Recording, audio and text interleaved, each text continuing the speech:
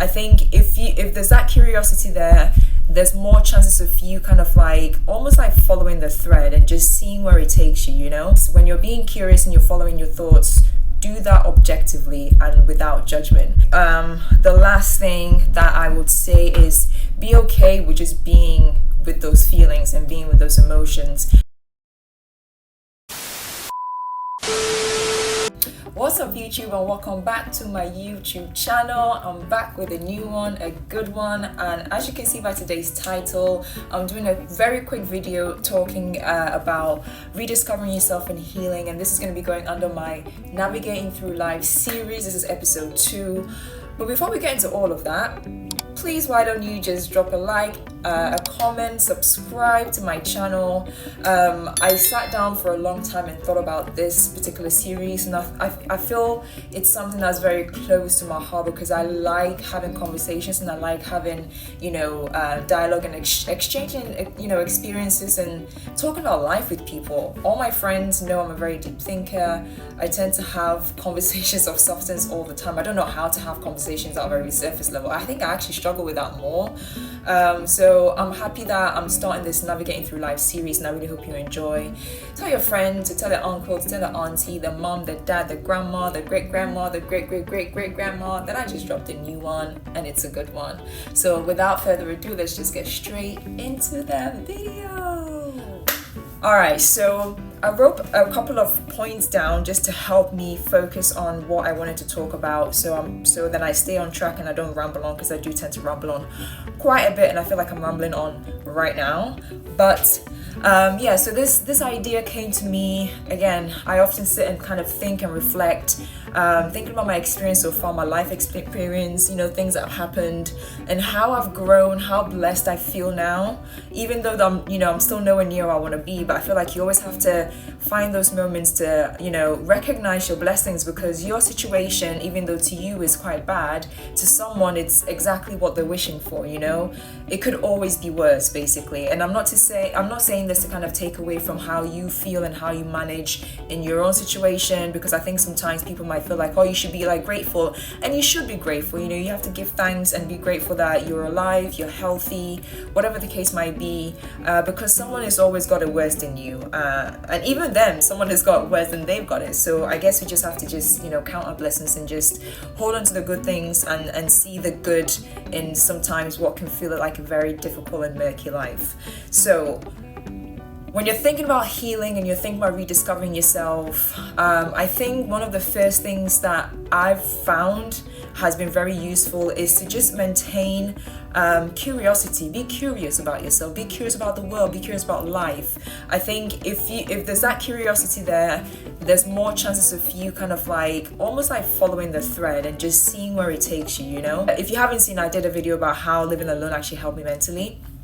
And I feel like having the space and the time and the quietness to just be and to be still helped me a lot, because it allowed me to do exactly what the first point I just said, like being curious and just thinking I wonder why I did this and this, and I just think about how certain things that happened in my childhood and through different other experiences help shape the way that you think, help shape the way that you see the world. I knew that there were a couple of things that I was kind of like struggling with, but then also had kind of like locked the door and put it away. One, for example, was that I've been struggling to write up until recently for a very long time. I felt like I had the longest writer's block ever, and I couldn't figure out why I couldn't write, and just by allowing myself to sit and just be curious about what could be causing this. Is there something subconsciously going on that I'm not aware of? I started to realize that it was just leading me down a path of just realizing objectively that there was an element of me being not confident in myself and not confident in what I feel like my ability is. So it's like just realizing that there are parts of me that feels like an imposter syndrome. I have an imposter syndrome, for example.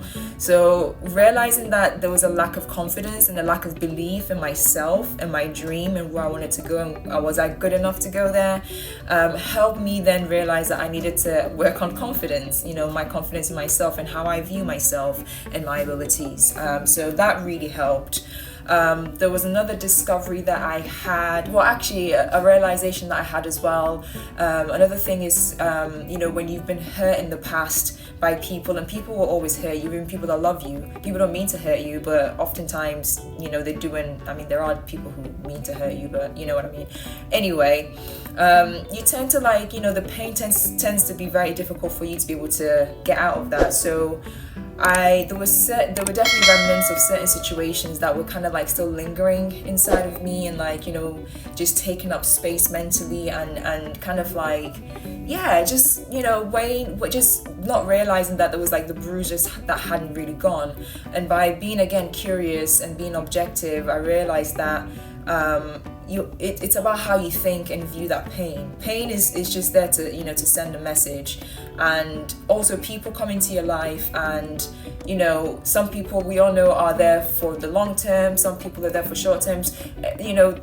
There's a reason behind why everything happens. So if you're able to switch your mentality and see that, okay, this person came into my life here, we had a great time, we had a great relationship, a great bond or whatever, and something happened and then they hurt me, and then now we're no longer in each other's lives.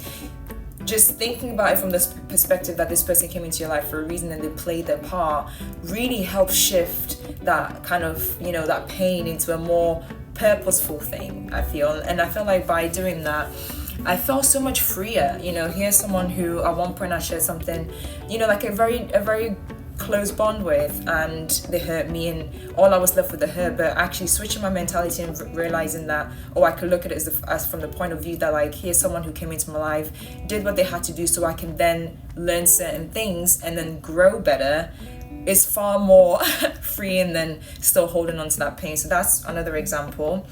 So that's being curious. To add to that as well, the second point, leading me on to the second point, is when you're being curious and you're following your thoughts, do that objectively and without judgment.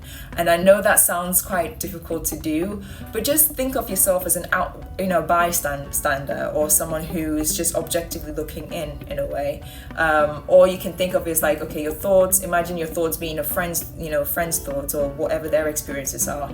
Just looking at it from an objective point of view helps you then follow the thoughts more freely, and also with just more empathy. I think it allows you to do the healing and do the work and do the digging without feeling okay, I can't open that door because it comes to this emotion, and I remember how, and it's gonna come, those things are gonna come with whatever experience it is that you're trying to explore. But you have to approach it without judgment, because judgment only holds you back.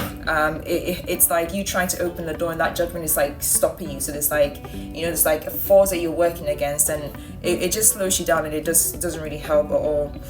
And then I think the last thing that I would say is be okay with just being with those feelings and being with those emotions.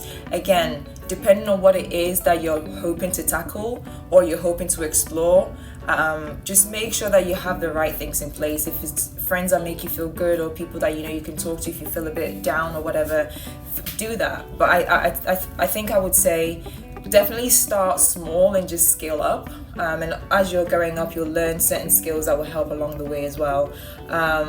So yeah, be curious, think without judgment, allow yourself to sit with these emotions, and then just see where it takes you. Healing isn't linear, it's up and down, circles, twirls, it's chaos sometimes, but these are little things that I've done along the way that I've found helpful. And if I wanted to share that, and if you find that helpful too, please leave a comment in the comment section below and let me know. Let's talk. I like to learn about people and their experiences. But I'm about to end this video here, so you already know what I'm about to say. Your girl is out. Don't forget to like, comment, and subscribe, and I'll see y'all in the next video with a good one. Peace.